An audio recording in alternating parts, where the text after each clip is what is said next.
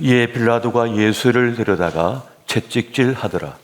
군인들이 가시나무로 관을 엮어 그의 머리에 씌우고 자색 옷을 입히고 앞에 가서 이르되 유대인의 왕이여 평안할지어다 하며 손으로 때리더라.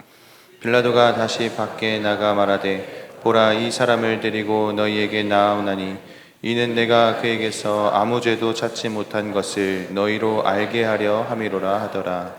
이에 예수께서 가시관을 쓰고 자색 옷을 입고 나오시니 빌라도가 그들에게 말하되 보라, 이 사람이로다 하매 대제사장들과 아랫사람들이 예수를 보고 소리질러 이르되 십자가에 못 박으소서, 십자가에 못 박으소서 하는지라. 빌라도가 이르되 너희가 친히 데려다가 십자가에 못 박으라.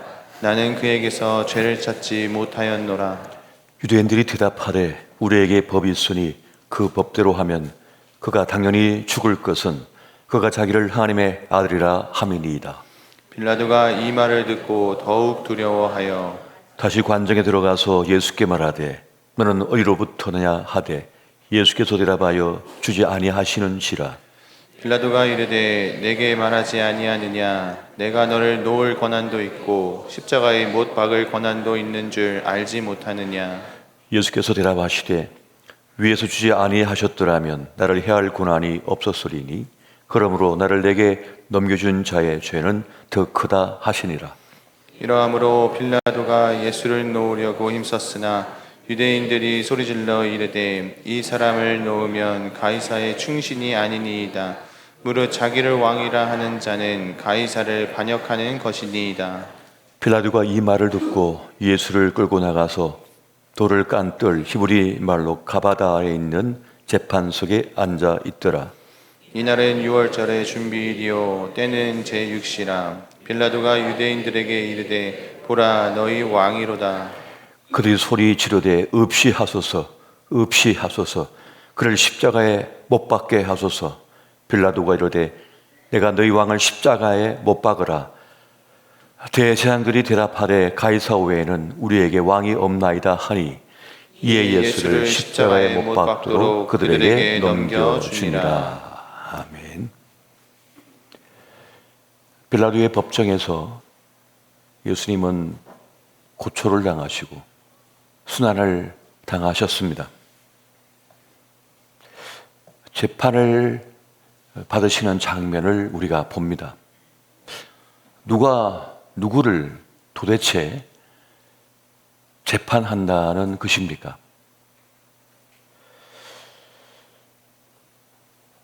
빌라도의 법정은 인간의 법정이 얼마나 불의하고 무능한지를 보여주고 있습니다. 빌라도는 예수님께서 죄가 없음을 이미 알았습니다. 알았지만 자신의 정치적인 입지와 그리고 밀란을 두려워하고 그 백성들의 공세에 굴복하여 십자가형을 판결합니다. 대제사장 안나스와 서기관들, 그들은 산헤드린 공의회를 소집하여 정식 재판을 무시하고 신문을 합니다. 거짓 증인을 세워서 예수님을 재판에 해부하고 신성 모독죄를 범했다는 이유로 사형을 선고합니다. 이 불의하고 말도 되지 않는 인간의 법정에서 하나님이신 예수님은 순순히 그들의 요구와 또 판결을 받습니다. 놀랍게도 이것은 하나님이 이미 선지자들을 통해 예언하신 대로 인간을 구원하시기 위한 하나님의 섭리 속에 일어난 사건이었습니다. 이 십자가는 불의와 위선과 탐욕을 폭로하는 예수님을 제거하려는 그러한 의도로 사용된 도구였습니다. 하지만 우리 예수님은 그 불의의 도구를 통해서 인류 구원의 문을 활짝 열어놓으셨습니다. 예수님은 죄와 탐욕으로 얼룩진 역사를 해체하고 사랑과 정의와 평화의 세상, 모든 생명을 살려내는 세상을 열기 위해 자신의 고귀한 생명을 바쳤던 것입니다. 그들은 예수님이 필요 없다고 외쳤습니다. 없이 하소서, 없이 하소서, 없애라는 것입니다. 그를 십자가에 못 박으소서라고 외쳤습니다. 그런데 주님은 자신을 필요 없다고 외치는 그들을 위하여 그 십자가의 길을 걸어 가셨습니다. 여러분, 십자가의 길은 피 흘림의 길입니다. 피 흘림의 길입니다. 피 흘리신 그 이유는 십자가에 못 박히기 위함이었고, 못 박혔기 때문에 피 흘림이 가능했습니다. 십자가에 못 박힌다는 거, 피 흘린다는 것은 내 마음대로 하지 않는다는 것을 말합니다. 내 생각대로 하지 못하는 것을 말하는 것입니다. 의를 위하여 박해를 기꺼이 받는다는 것을 말하는 것이고, 구원의 그 뜻을 위하여 기꺼이 나를 희생한다는 것을 말하는 것입니다. 힘들고 어려워도 도망을 못 갑니다. 못 박혔기 때문에 그러한 것이고, 그것이 피 흘림이기 때문입니다. 물과 피를 다 쏟아야만 했습니다. 기분 나쁘고 마음에 안 든다고 도망을 못 갑니다. 못 박혔기 때문입니다. 그것이 피 흘림입니다. 오직 주의 뜻을 따라 갈 뿐입니다. 도망도 못 가고 포기도 못 하고 절망도 못 합니다. 그것이 피 흘림의 사건, 십자가에 못 박힘의 사건입니다. 그 십자가의 피 흘림이 최종적 승리와 최종적 구원을 이룹니다. 사실 우리는 무엇이 우리의 구원을 성취하는 것인지 몰랐습니다. 그저 주어진 생의 시간을 살 뿐입니다. 죄와 사망의 권세에서 우리를 살리기 위하여 행해진 십자가의 사건임을 우리는 몰랐습니다. 알 길이 없었습니다. 시뻘겋게 불타고 있는 그 그물더미에서 나올 길이 없는데 비상 탈출구가 활짝 열려집니다. 십자가로 열어놓으신 길입니다. 십자가에 못 박혀 피 흘림의 사건을 통하여 열어놓으신 구원의 길이었습니다. 그 십자가의 길은 그렇게 우리를 향한 사랑의 길이었습니다. 누구도 십자가의 이유를 알지 못했고 십자가의 결과를 알지 못했습니다. 우리는 무지하기 때문입니다. 우리는 우리 자신도 잘 모르고, 내가 낳은 자식도 잘 모르고, 내 운명도 잘 모르고, 지금 내 몸속에서 어떤 일이 벌어진지 모릅니다. 예수님은 하나님 아버지께서 뜻하신 그 구원의 길을 위하여 그 순환의 시간을 잠잠히 받아들이십니다. 우리를 얼마든지 포기할 수 있었고 포기할 이유도 많았지만은 포기하지 않으십니다. 온갖 조롱소리와 세상 유혹 속에서도 흔들림 없이 그 십자가의 길을 묵묵히 걸어가실 뿐입니다. 그들은 거짓 증인을 세워서 불의한 재판을 열어서 말도 되지 않는 판결을 내리고 예수님을 십자가에 못 박도록 넘겨줄지라도 주님은 우리를 넘겨주지 않으십니다. 그 죄와 사망의 권세에 넘겨주지 않고 우리를 붙들고 구원하고 계심을 여러분 믿으시기 바랍니다. 이거 주님의 사랑입니다. 십자가 길을 걸어가셨다는 것, 십자가에 못 박히셨다는 것은 절대 우리를 포기하지 않으며 우리를 지키고 살리겠다고 하는 그런 선언인 겁니다. 이 세상에는요, 포기할 이유가 많습니다.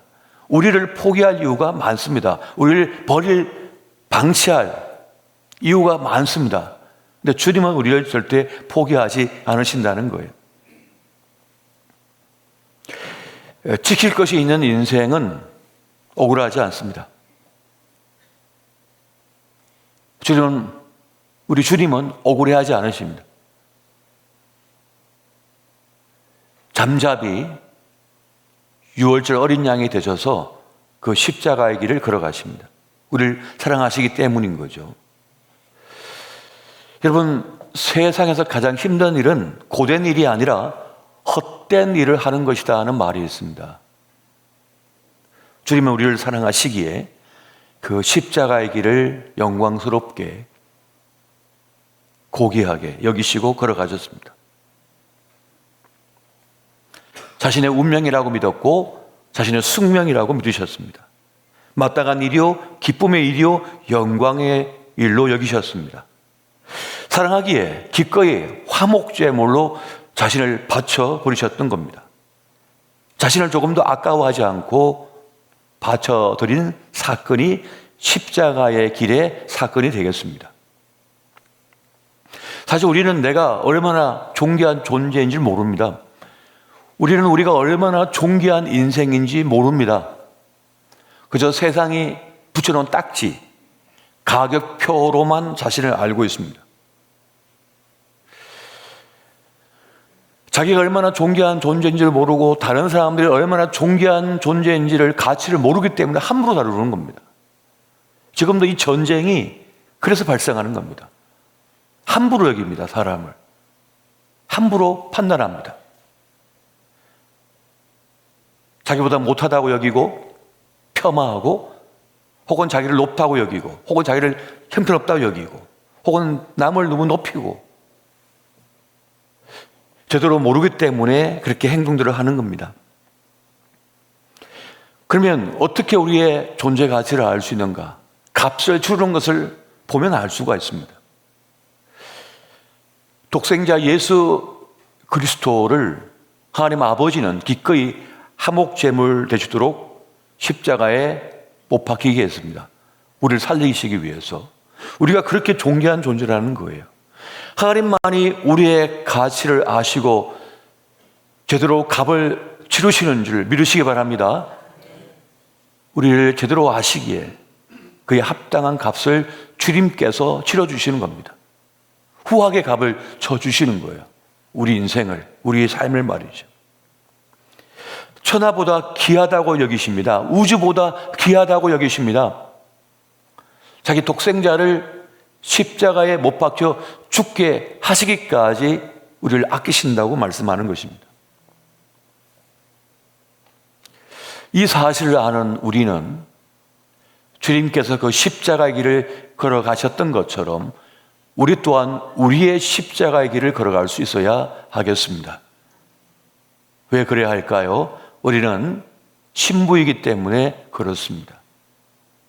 신랑의 나를 향하여 그렇게 다가오시며 십자가를 지셨다면 신부된 우리도 그 사랑에 화답하며 십자가의 길을 걸어야 할 줄 믿으시기 바랍니다.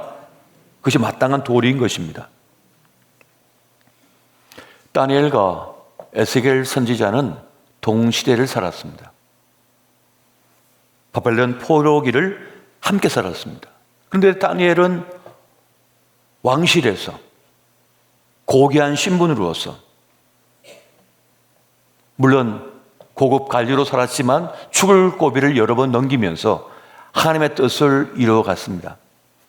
에스겔 선지자는 가장 척박한 포로 공동체 안에서 배고파가면서 생명의 위협을 받아가면서 하나님의 심판과 회복의 메시지, 구원의 메시지를 선포했습니다. 동시대를 살았지만 그들이 선 자리는 달랐습니다. 그러나 힘들기는 마찬가지였습니다. 그들처럼 우리도 우리 시대를 주님께서 주셨기 때문에 우리의 몫을 감당하며 그 길을 걸어가야만 합니다. 십자가의 길, 영광의 길입니다. 하루는 제자들이 예수님께 당신의 나라가 임하실 때에 하나는 우편에, 하나님 좌편에 그렇게 주님 곁에 서게 해달라고 요구를 합니다. 그래도 주님을 말씀합니다. 내가 주는 잔을 내 잔을 마실 수가 있느냐? 그럴 수 있습니다. 할 수 있습니다. 라고 이야기를 해요. 그때 주님께서 말씀하십니다. 내 좌우편에 앉는 것은 내가 할 일이 아니요 아버지가 하실 일이다 라고 말씀을 합니다. 여러분, 인생을 복잡하게 살 것 없습니다. 그냥 주님이 주신 잔을 받아 마시고 그냥 예수님을 믿고 따르며 그 길을 걸어가면 됩니다.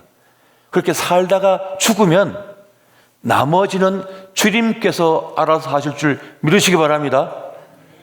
뭐 사람 눈치, 세상의 말들 들을 필요 없어요. 그냥 나는 주님께 주신 그 잔을 받아 들고 마시면 되는 겁니다. 그 길을 걸어가다가 죽으면 주님께서 알아서 하실 거예요. 합당한 영광을 주실 것입니다. 그러면 여러분 너무 노심초사하지 말고 어떻게 살아가야 되나 너무 염려하지 말고 그냥 주님이 이끄시는 대로 나아가면 됩니다. 사순일이라면 사순일대로 사시면 되고, 고난주간이다 그러면 고난주간대로 살면 되는 것이고, 부활주일이다 그러면 부활의 영광을 맛보며 살면 되는 겁니다. 봄이 오면 봄을 사십시오. 여름이 오면 여름을 사십시오. 가을이 오면 가을을 사십시오. 인생의 겨울이 오면 겨울을 사시면 됩니다. 그게 인생의 재미가 아닐까요? 봄인데 왜 겨울처럼 사시려고? 봄인데 왜 가을처럼 사시려고? 봄은 뿌리는 때는 거예요. 씨를 뿌릴 때예요. 가을은 뭡니까? 추수 때예요. 추수하면서 하는 것이고요. 겨울은요, 다 내려놓는 시간입니다. 가볍게 되는 시간이에요. 저 나무도 잎사귀를 떨어뜨립니다. 다 벗어버립니다. 근데 인간만이 그걸 붙들고 있겠대요. 그 나귀값을 붙들고 있다는 거예요. 주님 주신 리듬에 따라서, 주님 주신 박자에 따라서 나가면 되는 겁니다. 우리 주 예수 그리스도께서는 하나님 아버지께서 열어놓으신 그 길을 뚜벅뚜벅 걸어가셨습니다. 우리 또한 주님 열어놓으신 그 길을 뚜벅뚜벅 걸어가면 되는 것입니다. 주님의 사랑, 주님의 은혜가 날마다 함께 하시기를, 또 주님의 부르심에 따라서 십자가 길을 묵묵히 걸어가는 저와 여러분 되시기를 예수 이름으로 축원드립니다.